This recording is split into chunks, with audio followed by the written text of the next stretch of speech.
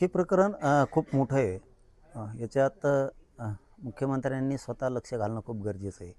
कारण हे लहान विषय नाही आहे. तुम्ही हे चेष्टेवरती किंवा सहज येण्याचा विषय नाही आहे. याच्यात हे ठरवून ही सामूहिक कट रचला गेलेल्या घातपाताचा याविषयी गांभीर्याने जर घेतला तर ठीक आहे. कारण मराठे ना खूप चवताळलेले आहेत, परंतु आम्ही सगळ्यांना शांत केले कारण आम्हाला कायद्यावरती विश्वास आहे. आमचे पोलीस अधीक्षक साहेब जे येतं की बन्सल साहेब, ते खरंच त्यांचं जे आडनाव आहे बन्सल साहेब हे खूप उंचीवरती नेणार आहेत आणि ते नेण्याची त्यांना नेलंच त्यांनी पाहिजे. कारण त्यांच्या हातात ही इतका मोठा तपास आता आला आहे. इतके यांनी आत्तापर्यंत लोक मारलेले आहेत, याचा बिमोड करण्याचं कामसुद्धा आता बन्सल साहेबांनी केलं पाहिजे. आणि आम्हाला तर काही शंका नाही त्यांच्या तपासाविषयी. आता सध्या तरी वाटतंय नाही आहे, पुढं माहीत नाही काय होईल, परंतु तपास मात्र ते याच्यामध्ये करणार. आणि ते किती म्हणू द्या ना, आमचा संबंध नाही, आमचा असं नाही.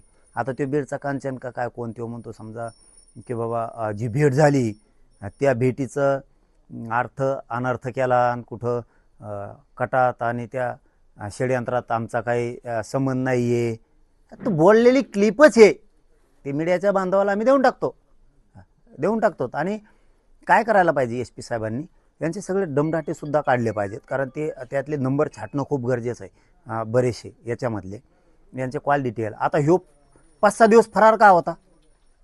ह्यो जर चोर नाही आहे, ह्यो जर चुकीचा नाही तो बीडवाला कांचन का काय, मी फरार का होता? म्हणजे यांनी पुरावे नष्ट केलेत का? याला कोणी करायला लावलेत का? याच्या पाठीमाग कोण होतं?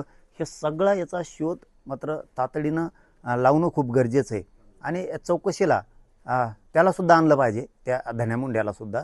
कारण त्यांनीच हे घडून आणलेलं आहे. कारण एक तर मी खोटं करत नाही ना अजितदादा, तुमच्या माहितीसाठी तुम्हाला म्हणून सांगतो, तुमचं काही वेळेस भाषण असतं बघा की मला खोटं मी सहन नाही करत, मी कामाचा माणूस आहे, असं तुमचं भाषण असतं. आता तुम्ही कामाचे आहेत का नाहीत हे आता लक्षात येईल. कारण हे मॅटर खरं आहे, हे खोटं नाही आहे. मी तुमच्या विरोधात बोललो नाही. फडणवीस साहेबांच्या बद्दल बोललो तर आरक्षणाच्या बद्दलच बोललो असतो, आणि शिंदे साहेबाबद्दल बोललो तर आरक्षणाच्या विषयातूनच बोललो असतो, अजितदादांच्या बद्दल बोललो असतो तर आरक्षणाच्या विषयातून बोललो असतो. परंतु या विषयात आम्ही आणखीन बोललेलो अजितदादा तुम्हाला नाही. त्याचं कारण असं की तुम्ही आता त्याच्यावर पांघरून घालायचं जरा कमी करा. नसता तुम्हाला वाटत असन सत्ता आहे आमका आहे तमका आहे, 2029ला तुम्हाला इतकं महागात पाडील मी की पुन्हा मग ते बोलता सोय नाही.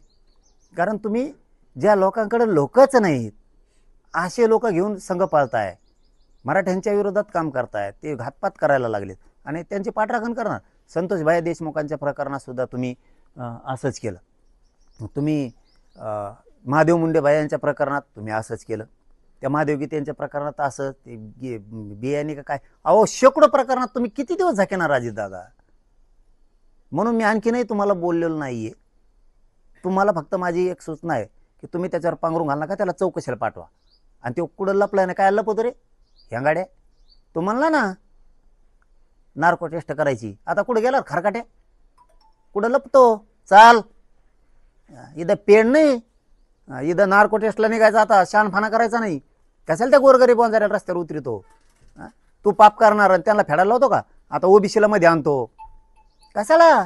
याचा अर्थ तू त्यांना रस्ता रोक करायला लावला, याचा अर्थ तू दोषी.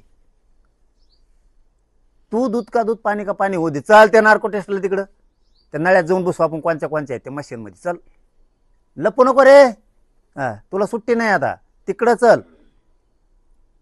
मी माझ्या मराठा समाज इतका चौतळ्याला असून शांत केलाय, कारण इथं आता दूध का दूध पाणी का पाणी होणार आहे. तू अर्ज लवकर कर, तुला सांगतो, लपू नको तिकडं. अजितदादाच्या पदराच्या आडून घे, इकडं अर्ज कर, नार्को टेस्टल कर, चल लवकर.